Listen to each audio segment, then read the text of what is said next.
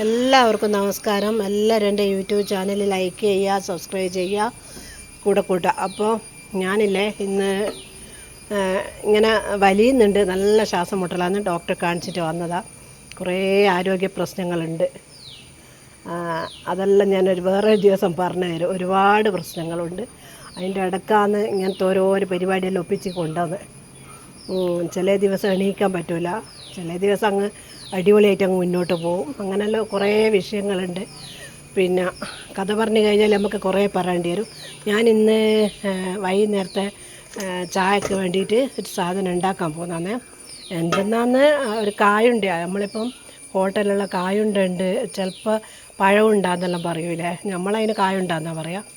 അപ്പോൾ അത് എങ്ങനെയാണ് ഉണ്ടാക്കുന്നതെന്ന് ഞാനൊന്ന് കാണിച്ചു തരാം. എൻ്റെ രീതിയിൽ ഞാൻ ഉണ്ടാക്കുന്നത് കാണിച്ചു തരാം.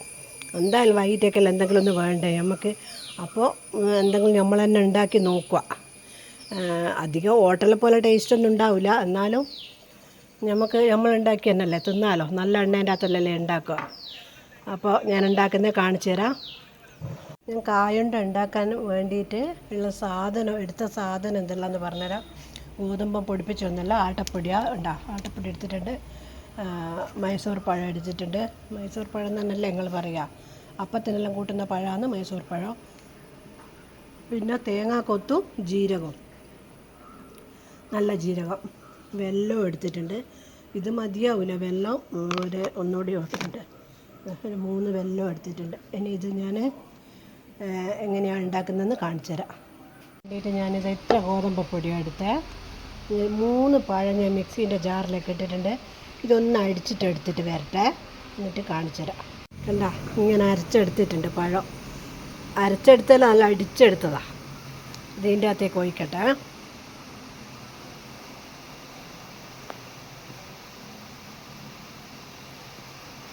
ഇത് ഞാൻ വെള്ളം ഉരുക്കാണ്ട് ഇങ്ങനെ വെച്ചിട്ടുണ്ട്. ഈ പഴം അടിച്ചൊഴിച്ച് ആട്ടപ്പൊടി അതിൻ്റെ അകത്തേക്ക് വെള്ളം ഇങ്ങനെ ചെത്തിയിടണേ. ഉരുക്കി പറഞ്ഞു കഴിഞ്ഞാൽ ചിലപ്പോൾ ഇതിന് അത്ര വെള്ളം വേണ്ടാലോ, അതുകൊണ്ട് ഞാൻ ഇങ്ങനെ ചെത്തിയിടണം. ഒരു 3 വെള്ളം ഇങ്ങനെ ചെത്തിയിടും. എന്നിട്ട് അതിൻ്റെ കൂടെ ഇപ്പോൾ ഇതാ കണ്ട തേങ്ങാക്കൊത്തും ജീരകവും ഇതും കൂടി അതിൻ്റെ അകത്തേക്ക് ഇട്ട്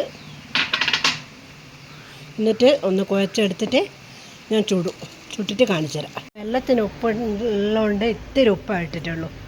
വെള്ളത്തിന് എന്തായാലും ഒരു ഉപ്പ് ഇതുണ്ടാവും. ഇനി നമുക്കിതൊന്ന് കുഴച്ച് വെക്കാം.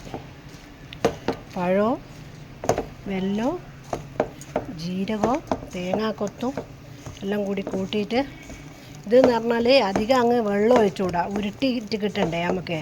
കായുണ്ടയോ അതെല്ലാം പഴം ഉണ്ടെന്ന് പറയുന്നത് ഇങ്ങനെ ഉരുണ്ടിട്ടല്ലേ ഉണ്ടാവുക. വെള്ളം ഒഴിച്ച് കഴിഞ്ഞാൽ അപ്പോൾ ഇതായിപ്പോവും.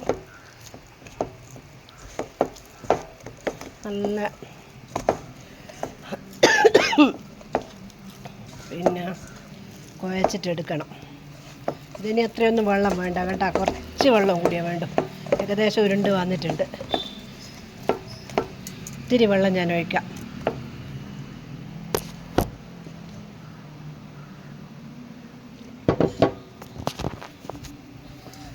ഇത്തിരി വെള്ളം ഒഴിച്ചിട്ടുണ്ട്. ഇത് കൂടുതൽ മധുരം വേണ്ട ആൾക്കാർക്ക് കൂടുതൽ മധുരം ഇടാം. നമ്മളിപ്പോൾ വൈകുന്നേരം ആകുമ്പോഴത്തേക്ക് എന്നാ ചായക്ക് നോക്കിയിട്ട് ഇങ്ങനെ കളിക്കൂല, എല്ലാവരും കളിക്കും. എല്ലാ വീട്ടുകാരും അങ്ങനെ തന്നെയല്ലേ. പിള്ളേർക്ക് വേണ്ടി വരുന്ന മാഗി അങ്ങനത്തെ എന്തെങ്കിലും.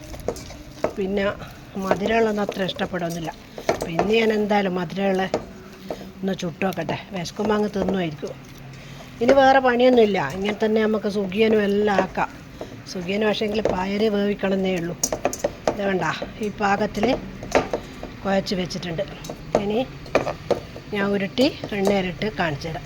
എടുത്തുക്കാ, ഓയിലാണ് റൂബി ഗോൾഡ് ഓയിൽ.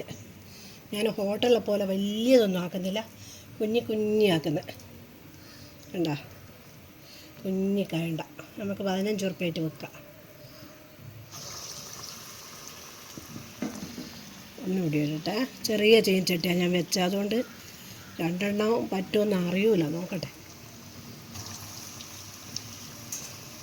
നമ്മളിത് ഹോട്ടലിൽ നിന്ന് വാങ്ങുമ്പോൾ എന്താ ഇത് തന്നെയല്ലേ കായുണ്ടാ, ഇതൊന്നും ഉണ്ടാക്കുക അത്ര വലിയ പണിയൊന്നുമില്ല. പക്ഷെ ഇപ്പം എല്ലാ ഹോട്ടലും ചായക്ക് എത്രയാണ് 14 12 ആക്കിയിട്ടുണ്ട്. അതുകൊണ്ട് നമുക്കിങ്ങനെ ഉണ്ടാക്കിയിട്ട് വെള്ളന്മാർക്ക് കൊടുക്കാം.